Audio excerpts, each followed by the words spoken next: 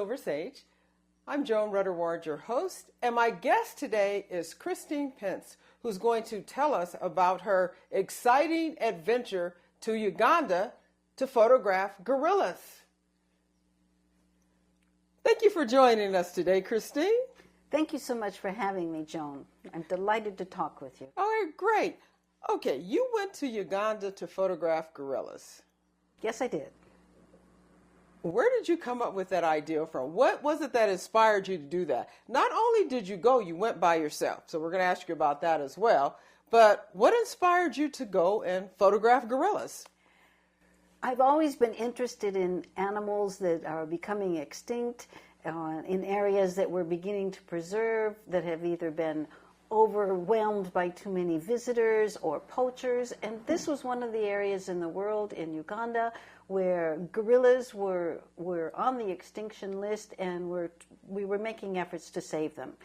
I had recently seen for the several millionth time the film Dian Fossey called Gorillas in the Mist, and I said, I really want to go see these beasts. Okay. All right, so explain to us what type of environment they're in. It's not like you're going to a zoo. You're going into a national park? Things have changed a lot in this region. So we're between the Belgian Congo, Rwanda, Tanzania, and Uganda. And in these areas, there are forests where these gorillas live. They are never in captivity, so there are none of these mountain gorillas in zoos. The only way you can see them are in these parks. And some of them have been preserved inside the parks, and some of them are still wandering outside the parks where they risk being poached. Okay, so you went to photograph them, so you're not in a zoo, and there's nothing to keep between you and the gorillas, so how does that work? Very interesting experience for which I had serious worries about whether this was going to be safe and I was crazy, and all my friends that told me I was crazy, were they correct, or was this really possible? So actually, once I was there, you have to crawl up part of the jungle wall because it's very steep and in uninhabited jungle area, so there are no little Disney paths. You have to machete your way in to find where these families that have been tamed and made habilitated is what they call them, so that you can spend time with them. Because when you see these gorillas, we're talking about 500-pound beasts that are several feet tall, and me next to them, I'm about the size of one of their little children. So it is a little overwhelming. Okay, so how close were you actually able to get to the gorillas? I was actually as close as you and I are to one of the female gorillas. Really? And the babies would come up and run around and then take off again. Babies, these would have been a year or two old, so they're young children, young toddlers, if you will. We were not supposed to be quite that close. We were supposed to have been about 5 meters distant. But the guards kept pushing me toward them as if this particular family was safe and it was okay. I was not feeling like this was okay, because this is pretty frightening when you're face to face with a gorilla. It turned out all right in the end, but at the time I really was not sure what was going on. Okay, so there are guards there with you? There's someone there? There are guides and guards that take you through to find where these families are, because in the morning the guides go out and look for the gorillas to see where the family has spent the evening and where they're sitting, and so they separate the various tourists into very small groups to go hike in to see where those gorillas are. So I had a family that was reasonably close, thank goodness, to the center, and then the guides, porters, and guards walk with us to get us up to where they are. Okay, so these gorillas are actually in a natural habitat type thing. I mean, do they get fed, or? Oh, no. These are gorillas living in the wild. When I say habilitated, it only means that they are not skittery. It's much like having a house cat. Or you can have a house cat that's very skittery and won't come in and hang out with you. And then you have others that you can't get them off you. They're so clingy. And so what they wanted was to take these wild beasts and have them get used to having people around at a distance and not fearful of the people. So they're still wild. There's absolutely nothing about them that is a house cat. They really are not pets. Oh, okay. All right. Were you able to touch any of them? Fortunately, we didn't get quite that close. They do smell, and so we were not quite that close. But I was close enough to see the fingers and the toes, and to be able to see all the marks on the face, to tell the different gorillas in this particular family. So really close. Closer than I would be in any zoo to any of the other primates that we see here. Okay. Now you said family. So when you're talking family, what did this family of gorillas consist of? So a family has a silverback, which is the male, and these are the very big animals with silver in the middle of their backs. The rest of it is sort of brown-black. So that particular male will have several females who have children in his family. As the children grow and one of the younger males becomes bigger and more mature, then he will leave the family and go off and set up his own family. So this particular family, then I think there were 3 females and countless numbers of little ones running around, and then this big silverback, who was a young silverback. He wasn't. It wasn't as big as they can get, but it was already big enough for me. Oh, okay, interesting. All right. Okay, Christine. Now you took this trip to Uganda and you went alone. Why did you go by yourself? I do a lot of traveling alone and have for a number of years. It's a really good way to meet other people, to integrate a little bit into the culture, do what I want to do, see what I want to see, and be free of any constraints. So I really enjoy traveling alone. That said, I really was not wanting originally to go alone on this trip because I thought I was taking on something pretty odd in the way of a solo venturing trip. But I couldn't talk anybody into going on this trip with me. Everyone was convinced I was going to get Ebola, or I was going to be eaten by a gorilla, or, I mean, all the usual things you would expect were being said. So absolutely nobody was interested in going with me. So, well, that was okay. I'd just take off on my own. That said, I have a girlfriend who was stationed at the UN in Entebbe, who told me it was a safe country to go as a single woman, and she was going to be there, and so I had a base at least to operate from, and I said, well, if she's there, and she had a 2-year-old daughter at the time, it must be okay. So I just took off. Okay, so what type of preparations did you have to make beforehand, before you went? That was another subject. I decided I was going to take off, but you don't just get on an airplane and go. Right. Everything from where is Uganda, the search for a map, and a map of all of what would be available, and where were these gorillas, and where were the other parks that I was interested in seeing. And Entebbe, all I knew about Entebbe was the 76 film of when the raid on Entebbe. Oh, yeah. Okay. That was what I had in my mind. And Idi Amin, who had totally destroyed his country and a whole generation of young people. I mean, I really didn't know what I was doing. So I had to read and I had to study, and this search for a map I just became fixated on it to understand where it was. So a lot of preparation in terms of reading and documenting what it was I was going to do and what we knew and didn't know. A lot of preparation went in. In fact, what I like to laugh about is it was 6 months of planning for 1 hour with those gorillas.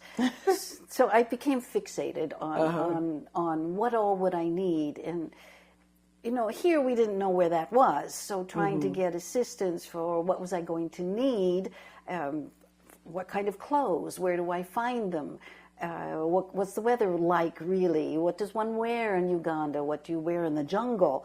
What do you wear in the city? Is there a city? What does it look like? All of that. And then how much do I want to carry? I usually travel very light with one carry-on suitcase and my camera gear. Well, was I going to be able to take that? And then was I going to hike around with all of that, or were there going to be places I could leave it? It was really a lot of research. Then we get into, well, you have to have this vaccination and that vaccination, and you have to have it so many months in advance, and so you have to plan for all of that. Well, then I had to find who would do that, and through the Kaiser system, who was going to be responsible for telling me, and it was a lot of research, a lot of research. Okay. Now, when you, did you go like with a tour group, or who was your, okay, you say your friend was there, but. Yes, well, no, I did not go with a tour group. There were no tours that I could find that were organized at the time. I went in early September, and so even on site, I couldn't find anything that was ready and set up that had room for another person. So I just organized my own tour and found online a tour company that was out of Kampala and had a tour guide, and I just organized it all for myself and had my own guide who took me around in my own van. I had my hotel reservations and so on, the park reservations. It's $600 to get in to see those gorillas for 1 hour. So I had to have a ticket, and you don't get those entrances easily, certainly not from here. So all of that had to be organized, and telephone. Well, how was I going to communicate? So getting a SIM card, all of those things I found through these local people that I didn't know ahead of time. And my girlfriend said, well, yes, they do have an office, but was not really helpful about validating. So I took a lot of risk. Okay, how did you find the tour guide? Oh, that famous website for traveling these days, TripAdvisor, had some very good information, and mostly wandering through the forums, I could find what other people were saying who had been on the various areas, solo venturers, female and male, and who they'd used and how they'd done it. And so I just documented from what everybody else said, but TripAdvisor was a very good place to start. Now, you said it cost you $600 just to get into the park? For 1 hour with those gorillas. $600 for 1 hour. And that should have frightened me, but it didn't, because I said, well, if I want to see them, that's just the cost of entry. All of that money goes to the organizations that preserve this environment, that protect the environment, and so it's really being used for good cause. It's not just to build another house. It really is being used for the protection of the gorillas. Oh, okay, that's a good thing. Yeah. All right. Okay. We're going to take a break, and we'll return shortly. Okay, so we drowned the fire. Yep. Stirred it. Drowned it again. And now just feel if it's cold. Yeah. Cool.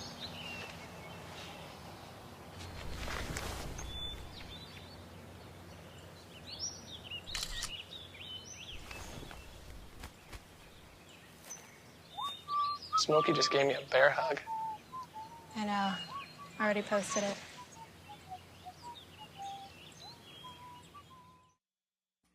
Hello, thanks for rejoining us. I'm here talking today with Christine Pence, who went to Uganda by herself to photograph gorillas. So, Christine, how long were you in Uganda? Altogether, I was gone 3 weeks. 3 weeks? 3 weeks. I understand you did more than just visit the gorilla sanctuary. You also were able to help some people there with their businesses? That's another reason traveling by myself is interesting, because I end up in situations where I have an opportunity to work with locals in their business activities and bring some of what I know from my background, and they at the same time share with what's going on with them. So a couple of the activities that I got involved with, I went with a lot of, an extra suitcase actually, full of all sorts of things that would be interesting to young people somewhere between the ages of 2 months old and about 10 years old. Okay. One of the activities in Entebbe is a local group home, which is much like an orphanage, except these children are brought in to become part of a family. This is called Malaika House. It's run by an American who came to Uganda hiking, and much like many young people do, and ended up staying. A very, very heart-rending story of how it happened, but he ended up staying, and he ended up building this home for the young orphans to have a family. So in Uganda, you have an enormous population of orphaned children. Again, part of this is left over from the days of Idi Amin, and these children have no place to go. So in this home, which has none of the standards of what we think about here, but in this home there were, I think, altogether 40 children that I saw, and they need absolutely everything that we can imagine would be needed for young children. So everything from educational materials to play materials. So I had brought them pieces of costumes for Halloween that were not the scary ones, little vests and hats and so on. I had brought them some of that, in addition to some other things, to give them something to play with and to play, to build a piece of theater, to dance and sing, which all children love to do. So the day I went I went a few times, but one of the days that I went and took these materials, each group of children, depending upon their age, had a particular piece of a costume, and then they put on immediately a little play for me in these costumes. So I had said to them, well, what song do you know about the jungle? And they looked at me, and I looked at them, and I said, well, the only one I know is In the Jungle, the Mighty Jungle. And they all started singing. They all knew it. I said, my goodness. So we had them playing with the older children. We're racing around. They were the hunters racing around through the jungle looking for the fairies. And there were 3 or 4 fairies, younger women. And several of the children there were dressed up as birds and animals, so they were making birds and animal noises, wandering around. And then these older ones then went off to find the fairies. Really beautifully done, and just heartwarming to see how much a little nothing can help them with play. Another one of the activities, my guide was one of the head birders in Uganda. Now, I was going to see gorillas, so I had not even thought about birds, and yet the country is filled with the most exotic looking birds you really ever wanted to imagine.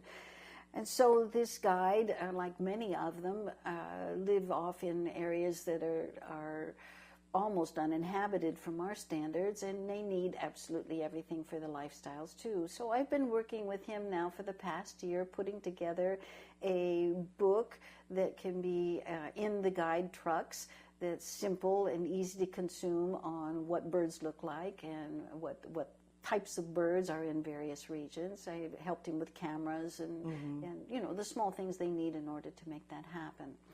And at the same time, I had the opportunity in this little town of Puhoma, which is on the one of the borders of the Bwindi impenetrable forest, which is where these gorillas were. I was able to visit in their homes and with the local women who each was working in his own corner, making crafts that they're trying to sell. Again, in conditions that we can't even imagine. So I helped them get going and organize a cooperative amongst themselves, and at the same time bring in the pygmy women who had never been included in any of these activities. The pygmies had been removed from their natural habitat in the forest in order to save the gorillas, and yet they had no means to live either. So this was an opportunity to get going on these 2 projects that have both begun to flourish, and I've met, as time goes on, other entrepreneurs that are able to, who are there on site, who are able to work with them, and very interesting to see how that's going. And can you tell us a little bit more about the Birdman the guide Yes. that you helped? What you did for him? So interestingly, I had come with 4 cameras that I really didn't need to be using all of them at the same time. And my guide had never had a camera and never worked with a camera. He works with binoculars and kept saying, "Don't you see that bird over there?" Well, the bird was so little. I said, "Well, I'm sure he's there. I'll take a picture. I'll see him later."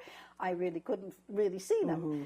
And I said, "Well, here, why don't you take this little point and shoot I brought with me that had good magnification and practice taking pictures of these, and then that way I'll see what it is you see." And so we spent that time wandering around Uganda with him taking pictures, and I was taking my pictures, and it gave us an opportunity to talk about what we were seeing and understand a little more what was going on. He had a big book, which was the standard book for birding in his truck, but by the time he'd point the picture to me, I'd long since forgotten what we were talking about. And they were drawings as opposed to pictures from a camera. I said, "Oh, if I just had a picture from a camera, I would really understand." So when I got back to the States, I found a camera, and I said, I will send him a camera and a tablet to get him started, and a telephone to get him started on the communication tools he would need to actually do his piece of this birding book. That was the first time he'd ever had a camera, and the first time he'd put this on the internet. So that's how we started communicating back and forth with his pictures, and that he would post for me on Facebook, that I would download and then upload into the framework we're using for his brochure.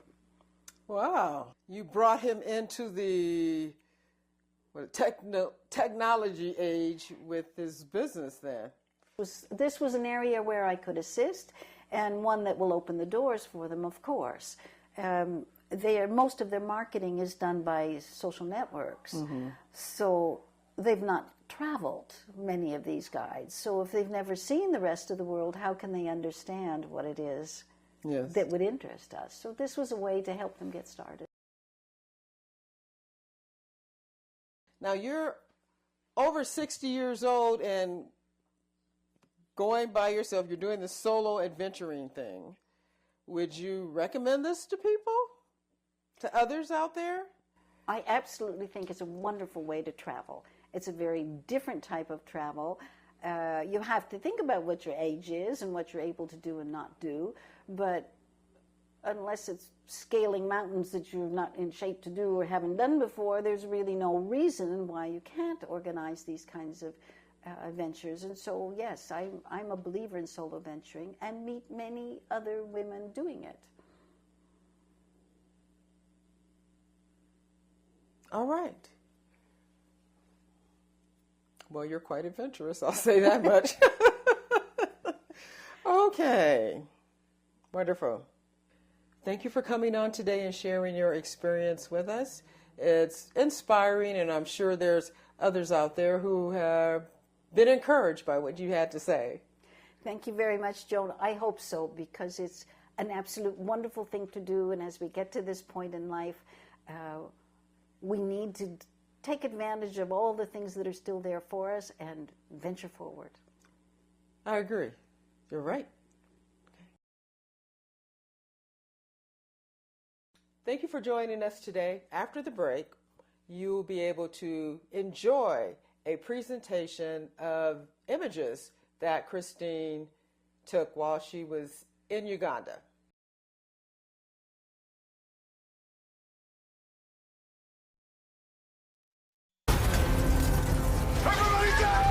The earthquakes you see in movies are one thing, but real life is a completely different animal. Just because you can't predict an earthquake doesn't mean that you can't prepare for one. In the event of a real earthquake, you should drop, cover, and hold on. Visit ready.gov/earthquake and practice what to do to keep you and your family safe in the event of a real earthquake. And you'll be seen as a hero by your family and your loved ones. Visit ready.gov/earthquake today. Today.